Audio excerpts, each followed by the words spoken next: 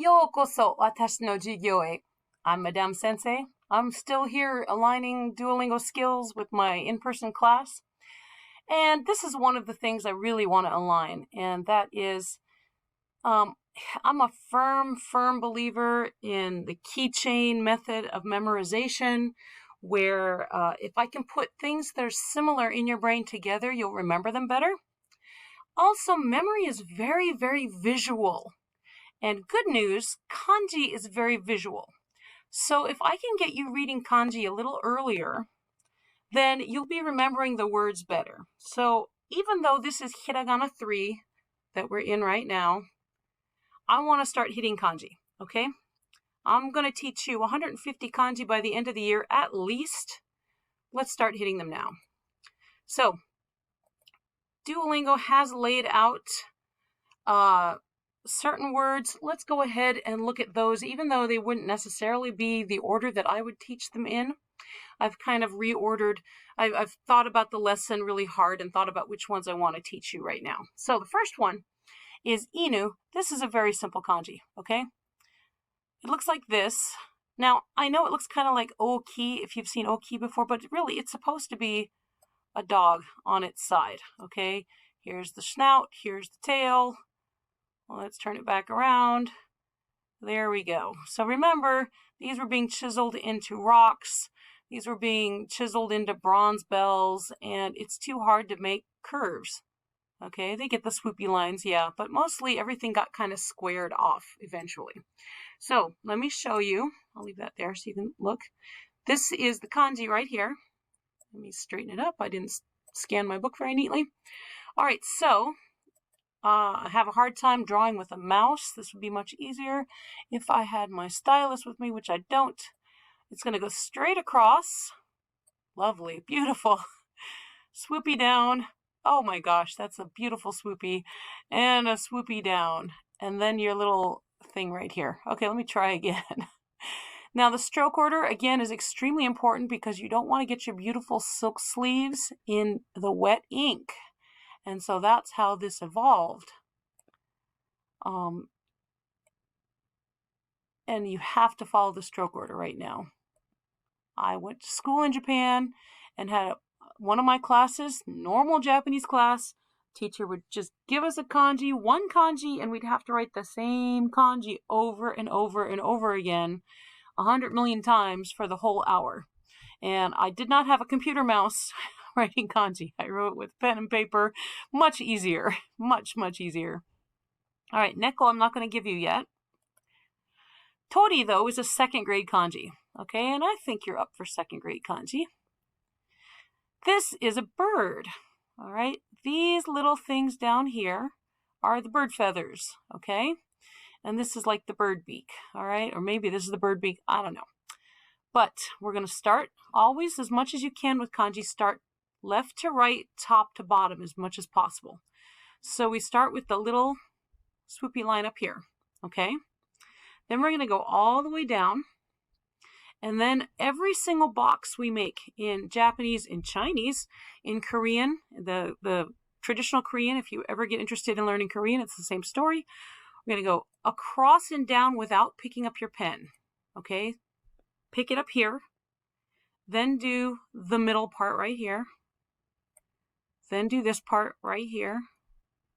Okay? And those should meet up if you've made it nicely, which I haven't. And then you're going to do the long part in the middle. And obviously this should have been a little bit longer, but it's the mouse. Let's blame the mouse. It's a poor craftsman who blames his tools, right? So pretend that was longer. And then we're going to come around. Okay. And then come down and little foot upward here. Okay. And then you put in your 4 feathers. All right. Now, every single kanji teacher I ever had said, if you make a mistake, you do not go back and fix it. You press on ahead. So me going back and saying this was longer, that's laughable. Okay, so that's tori. At least get used to looking at them. Next is I. And I told you before, we've got me and we've got nichi, or he. And I want to make sure that you know the difference between these. This started out as a circle with a dot in the middle. eventually got squared off to this. And this means day or sun, because when is the sun up in the sky? During the daytime. Okay? This is May, and it actually started out, see, I went to my Quizlet deck and I took this screenshot instead because I'd done it prettier over there. Here was not pretty with the mouse. So it's an eyeball on its side, okay? But since I already showed you how to make the kanji for Nichi, this is the exact same thing. Let me drag this over. Okay, exact same thing, it's just we got an extra line. We're going to go straight down. We're going to go across and down. We're going to cross the upper third, we're going to cross the lower third, and we're going to cross the bottom. Must always be done in that stroke order. And you can tell if someone is not doing it in the stroke order. Their like little smears will be wrong, and you'll say that just looks wrong. All right, next is Mimi. Mimi is another second grade kanji. Okay. And this is supposed to look like an ear.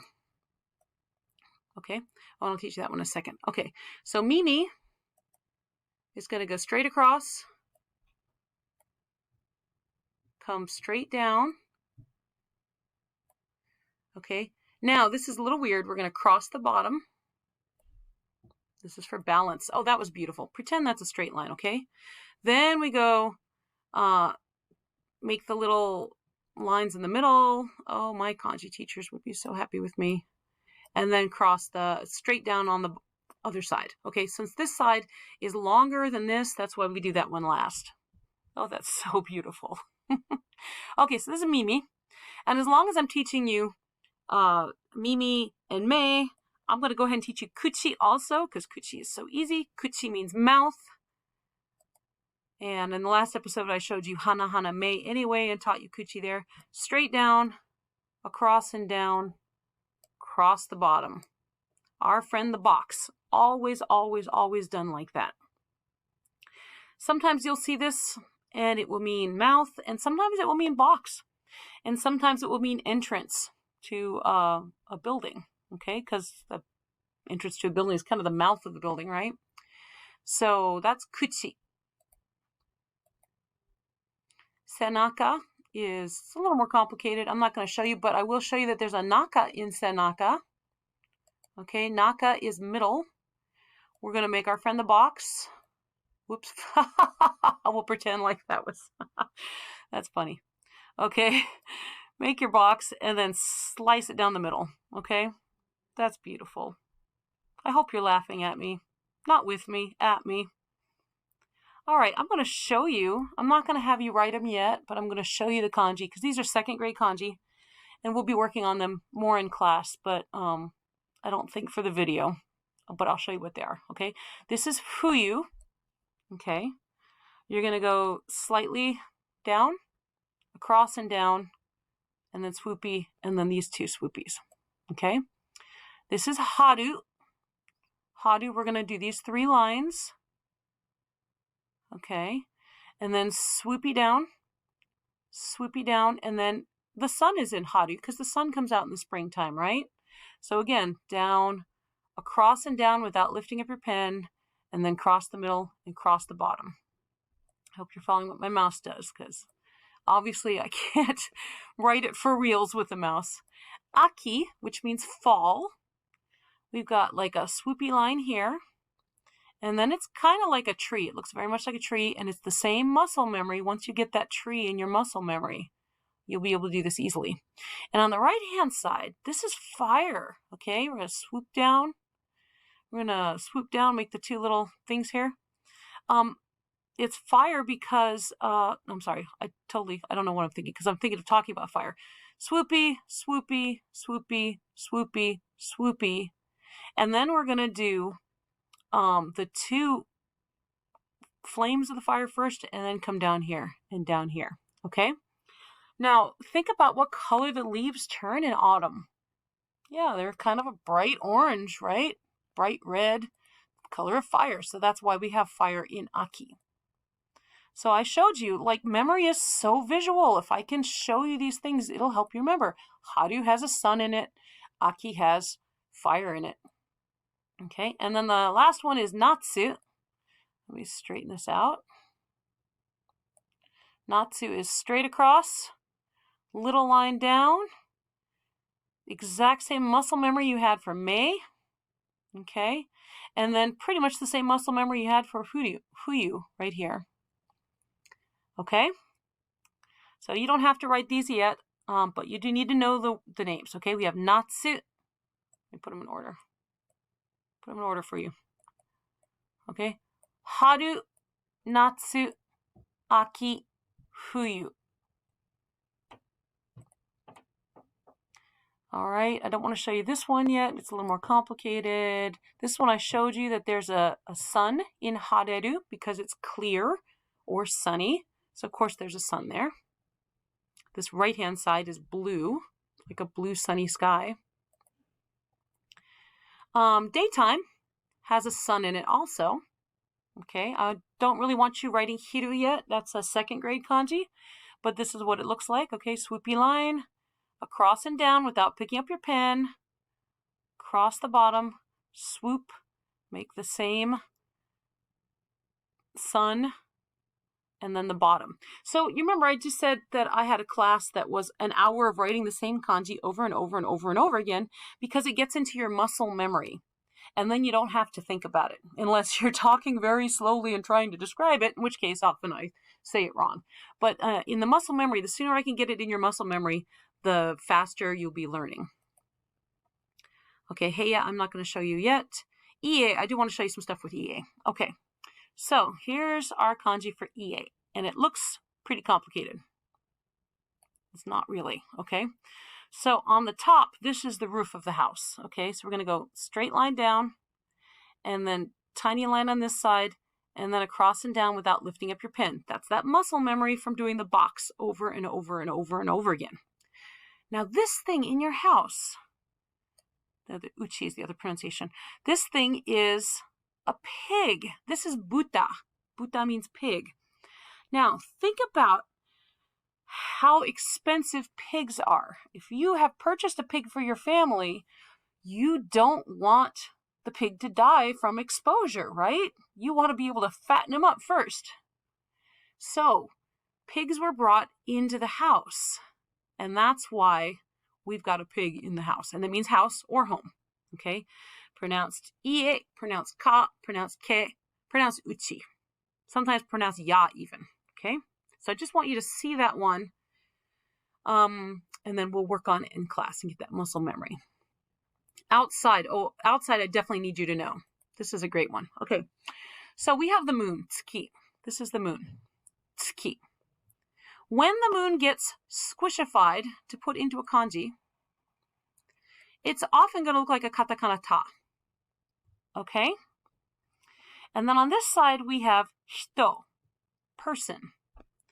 When person gets squishified to put in a kanji, it often looks like a katakana I, but here it's just right here, okay?